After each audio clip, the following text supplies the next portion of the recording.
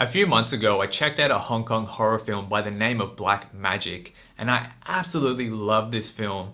I hailed it as the best movie I've seen this year, and well, it still stands that way. Lucky for me, there's a sequel to Black Magic titled Black Magic 2.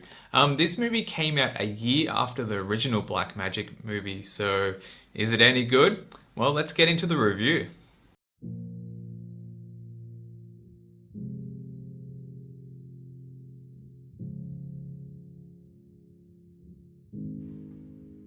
Black Magic 2 is set in Hong Kong in 1976.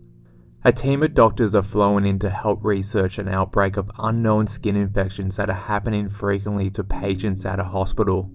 The wounds on these patients are nothing like these doctors have ever witnessed before due to how grotesque they are. One of the doctors believes the outbreak is linked to black magic.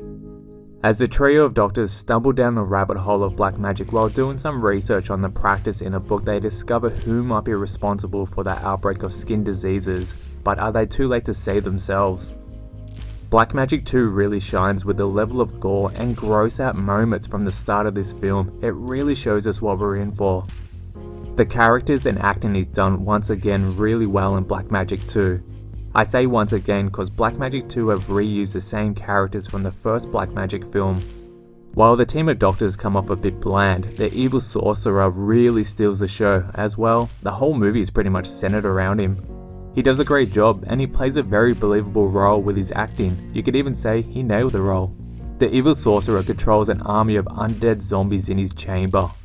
By driving a nail into the undead corpse's skull, he can bring them back to life to serve under his command. Once the nail is removed, the spell reverses the process, leaving the corpse lifeless once again.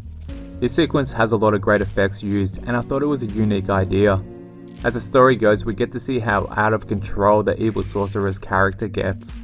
A favourite scene of mine in this movie would have to be when the evil magician is approached to perform a love spell on a girl. This guy has fallen for one of the evil sorcerer's zombies.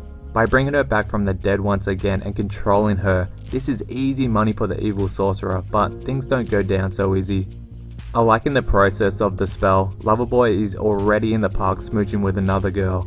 Who is this guy? This movie has its fair share of fighting scenes, which seems kinda uncalled for. A noteworthy scene in Black Magic 2 is this bar scene. The evil sorcerer has one of his zombie girls dancing in front of a bunch of men.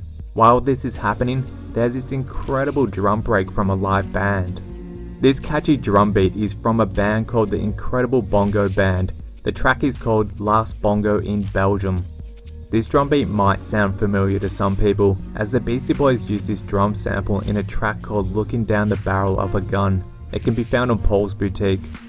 The artwork in Black Magic 2 is very eye-catching, and it's in a league of its own. It shows a Grim Reaper looking over a woman unconscious in a pool of blood in a skull. It's so cool. You can get this movie with the same artwork on Blu-ray from a company called 88 Films. The western poster for Black Magic 2 is a little bit different. Notice the movie is called Revenge of the Zombies instead of Black Magic 2. One of the most shocking and bizarre films of the year. Well, they got that right. I can only imagine that this movie would have been upsetting for a few people back in the day, with the mention of black magic as it's something that's still practiced today in Asian culture. It's purely terrifying, and it makes for a great subline for a horror movie. I personally love horror movies that contain an element of magic, and same goes with my video games and cartoons.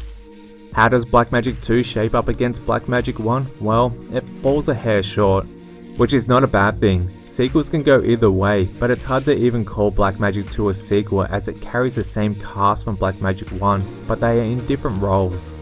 Black Magic 2 is very over the top and quite insane at times, but it's put together for a really entertaining film. It separates itself nicely from the first Black Magic film, bringing a lot more evil elements to the word Black Magic.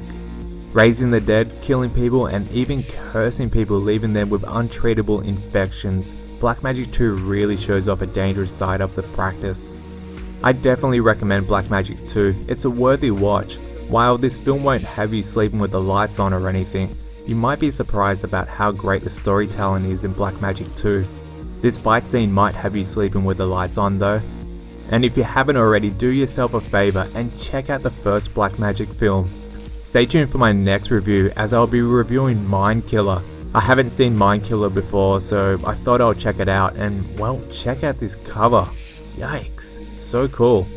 Well, tune in to see how my review shapes up for Mindkiller next. Later, dudes.